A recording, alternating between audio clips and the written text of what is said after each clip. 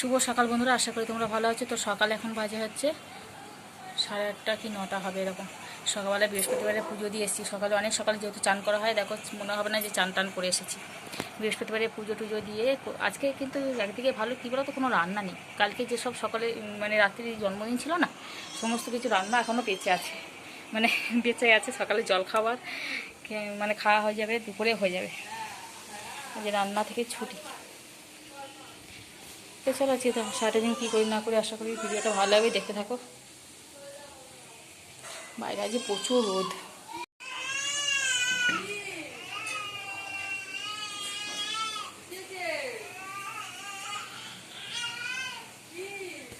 অনেকক্ষণ পরে আবার এলাম। ছনু চলে গেল স্কুলে, ওকে স্কুলে পাঠিয়ে দিলাম। তারপরে জলখাবার খেয়ে দিয়ে এখন বসে আছি মেশিনে। এই যে দেখতেই পাচ্ছ মেশিনে কাজ করছি এখানে। আর একটুখানি যাবো এতে কাকিমাদের বাড়ি যাওয়া আছে, একটু রাস্তায় বেরোনোর বাকি আছে, সেগুলো যাবো, একটু করে নেবো। তার আগে জলগুলো তুলে নেবো, জলগুলো তুলে নিয়ে তারপরে যাবো, কেননা এখন বাজেনি 11টা, সেই জন্য জলগুলো তুলে নিয়ে তারপরে যাবো। তার বাবা পরে আসছি। হ্যাঁ, কিছুক্ষণ দেখালাম খালি কাজগুলো। আজকে যেহেতু কোনো রান্না নেই, তাই দেখানোর কিছু নেই। একদিকে ভালো, সংসারে রান্না না থাকলে কিছু দেখানো থাকে না, কিন্তু রান্না থাকলে কিন্তু অনেক কাজও থাকে। তো চলো।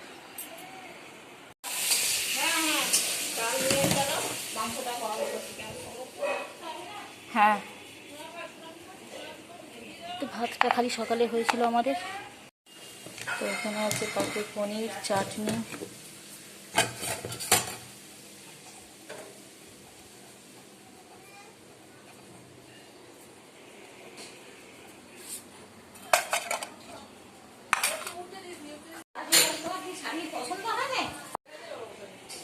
যে ডাল।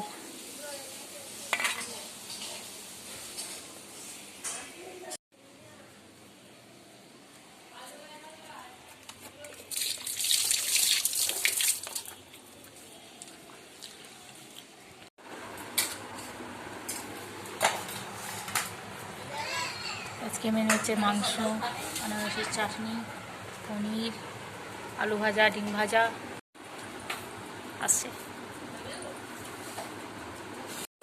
কেন মায়ের কাছে যাবে না কেন? আলু ভাজা খাবে? আলু ভাজা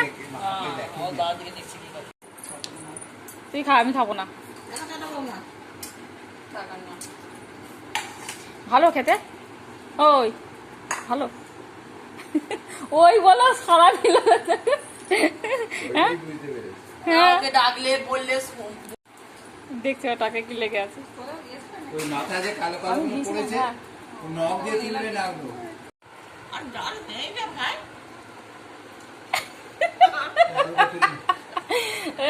আর আছে বাটিতে কিছু আর আছে,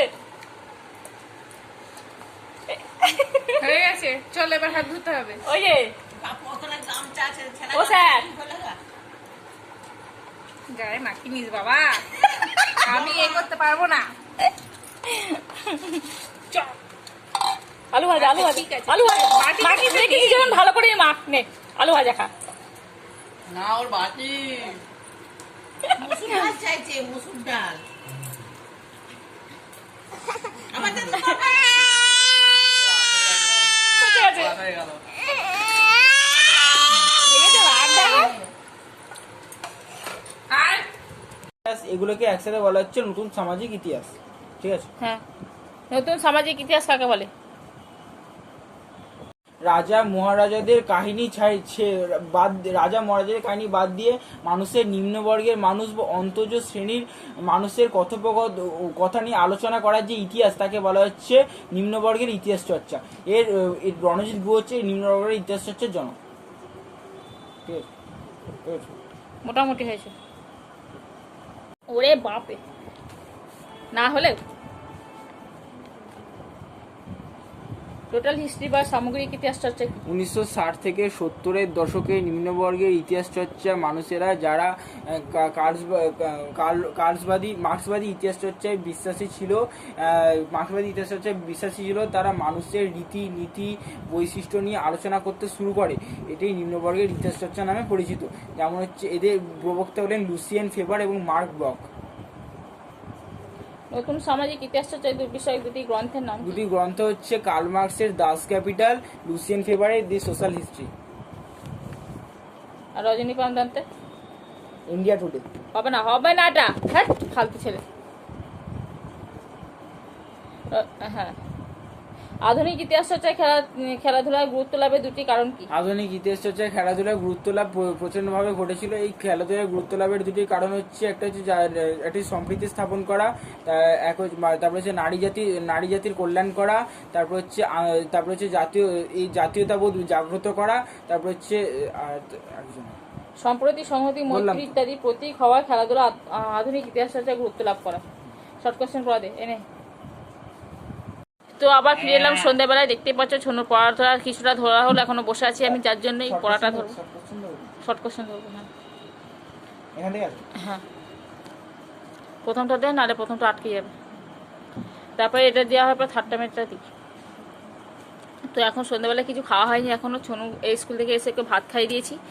আর এখন কটা বাজে বলো তো? 7টা এরকম বাজে, বেশি বাজেও নি অবশ্য। আর চলো দুটো মুড়ি খাই, পেটটা যেন একটু খিদে খাচ্ছে। কেন বলো তো? আমরা যেহেতু 1টার মধ্যে ভাত খাই, তো আমাদের এই সময়টা একটু খিদেই পায়।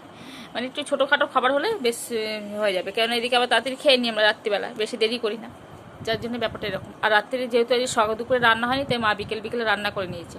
ডিমের ঝোল, ভাত, আলু ভাজা, বেগুন ভাজা এইসব রান্না হয়েছে।